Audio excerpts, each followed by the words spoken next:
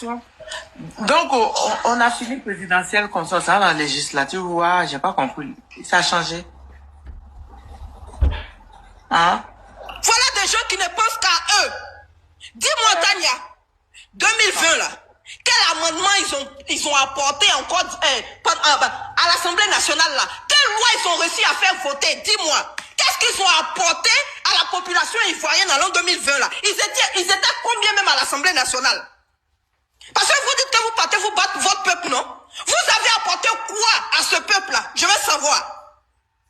C'est que vous êtes allé chauffer les bancs, comment on appelle ça, de l'Assemblée nationale là. Vous avez apporté quoi? Les Ivoiriens vont se lever, aller se battre. Chaque fois qu'on va commencer un combat, il y a quelqu'un qui doit venir tous les jours gâter le combat. C'est-à-dire qu'on n'est même pas encore arrivé quelque part. Vous annoncez que vous allez aux législatives. Avec quelle liste électorale? Avec quelle liste électorale vous allez aux législatives là? Ils ont fait l'audit de la liste électorale là que vous partez? Mais wallahi billah, si je vous ai laissé là, c'est que c'est pas ma maman qui m'a accouché. Tania, vas-y. Ok, Tania, fini. Je viens de voir ça, mais c'est Titi même qui a dit, hein, il dit, je demande à tous les militants du PDCI de se mobiliser pour les élections législatives. Donc, en même temps, le PDCI a validé le 4e mandat de Ouattara. Ouais, c'est faux. Ouais. C'est confirmé. C'est confirmé, Titi a dit ça. C'est toujours même PDCI là. Hein? Attends. 2020. Attendez, je m'arrive. 2025, PDCI encore. Attendez. Il a fait une motion. Attends, je viens. On va y arriver. Attends, je termine ça. C'est-à-dire que, bon, PDCI, la Côte d'Ivoire vous a fait quoi? Je vous avais dit, lorsque vous n'étiez pas dans le Front commun. Donc, Front commun, c'est fini. Vous êtes comme ça, vous allumez. Mais est-ce que vous voyez? Oui. 12 années. Question. Donc, Front commun, c'est fini, vous avez commencé à vous allumer. Ah non, mais on va allumer parce que c'est la posture qu'ils ont pris là. C'est du faux. On l'a dit. Je crois pas, c'est Tidiane Thiam qui décide. Sinon, c'est pas les gens du PDCI. Je n'arrive pas à croire. Vous voyez? Vous me suis dépassé. Mais attends. Bon, c'est mieux, je fais mon micro.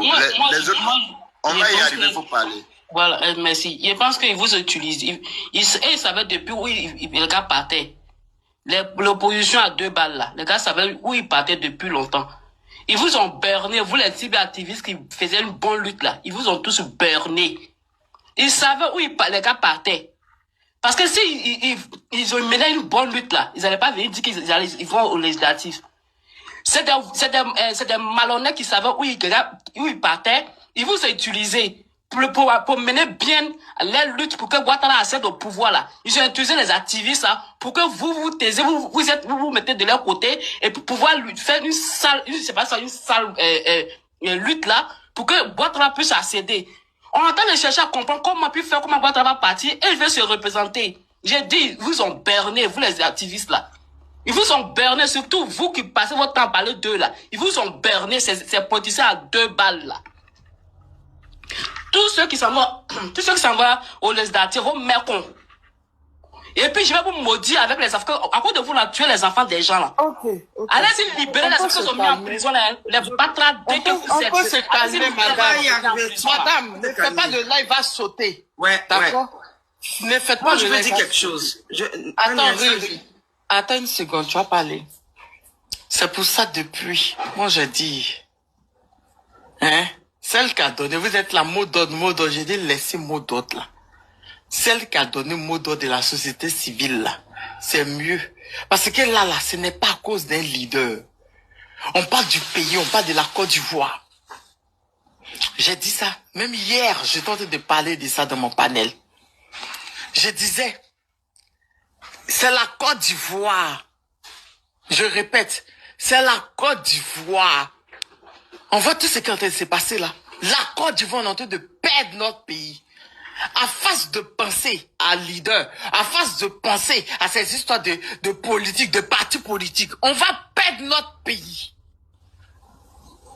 Je répète, on va perdre notre pays. Parce que nous-mêmes, là, ceux qui sont en nous combattent actuellement, c'est-à-dire que entre nous, Ivoiriens, on est en train de se chamailler entre Ivoiriens. C'est-à-dire la langue et les dents sont de se chamailler, puis le doigt quitte là-bas, qui n'a rien à voir avec le visage, qui est loin du corps, il quitte là-bas pour venir remuer dans cette...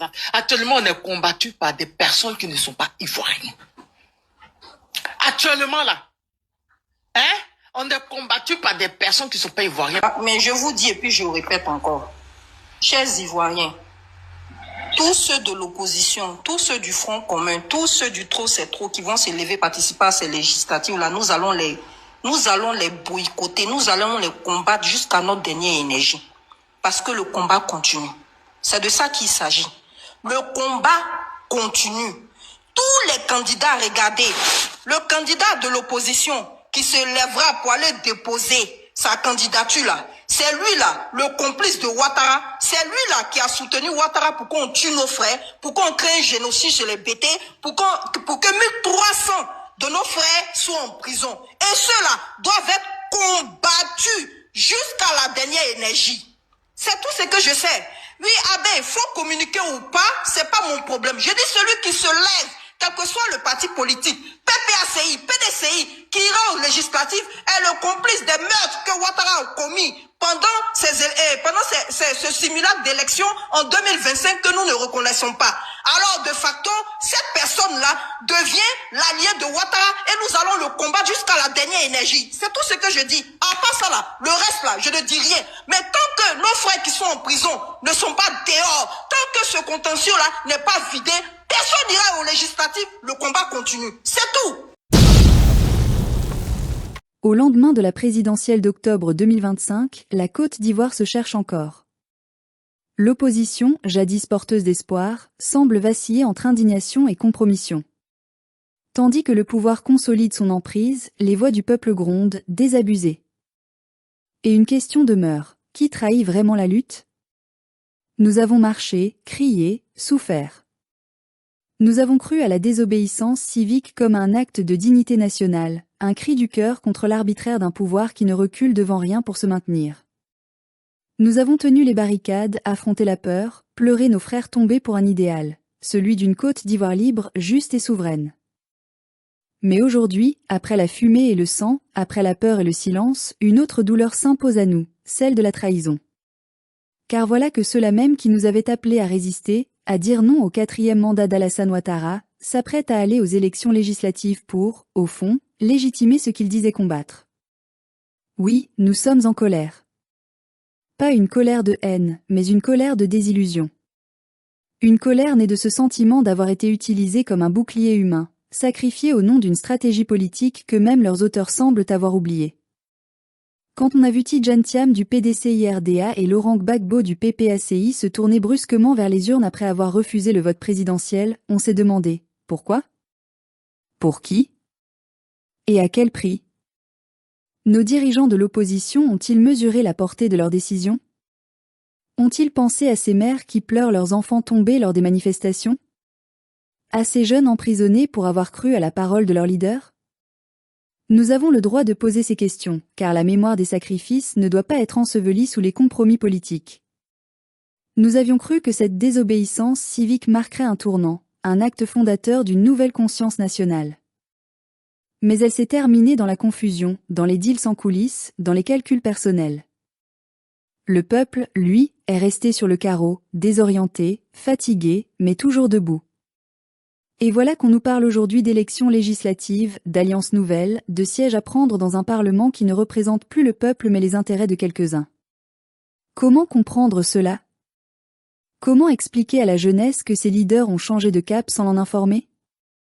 Comment croire encore à une opposition qui dénonce le système tout en participant à son maintien ? Nous aimons Laurent Gbagbo. Nous l'avons suivi parce qu'il symbolisait le refus, la résistance, la fierté d'un peuple debout face à l'injustice. Mais parfois, aimer un homme, c'est aussi oser lui dire qu'il se trompe. Depuis son retour de prison, quelque chose semble s'être éteint dans sa parole.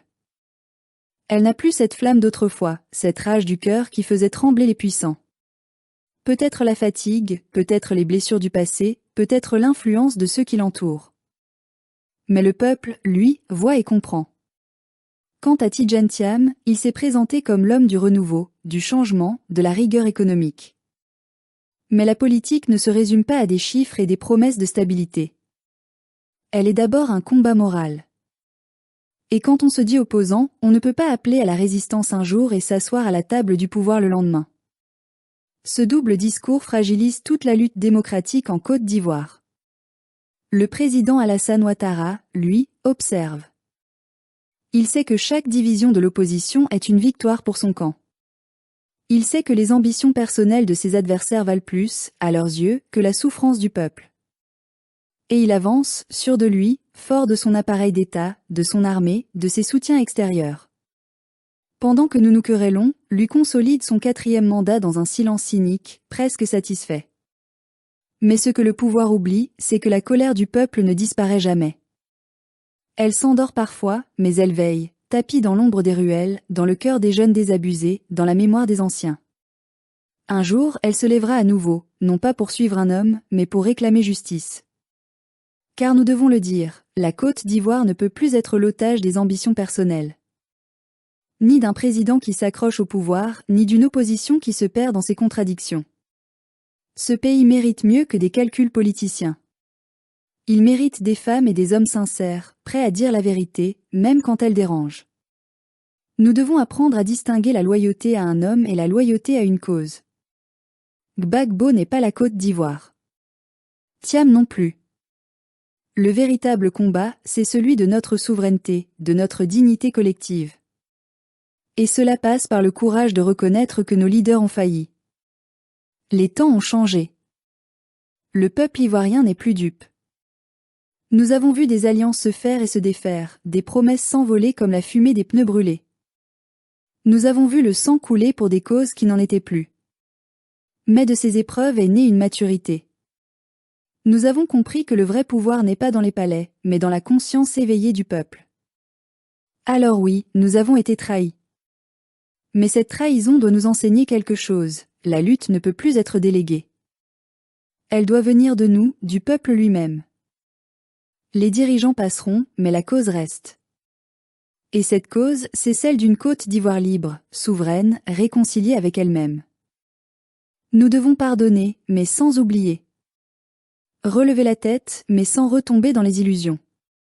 Comprendre que la vraie résistance, aujourd'hui, n'est pas dans les mots d'ordre d'un parti, mais dans l'éveil d'un peuple. Car tant que nous confierons notre destin à des hommes qui pensent d'abord à leur carrière avant au pays, nous revivrons les mêmes douleurs, les mêmes désillusions. La Côte d'Ivoire a trop souffert pour continuer à tourner en rond dans le cercle vicieux des promesses non tenues. Nous devons ouvrir un nouveau chapitre.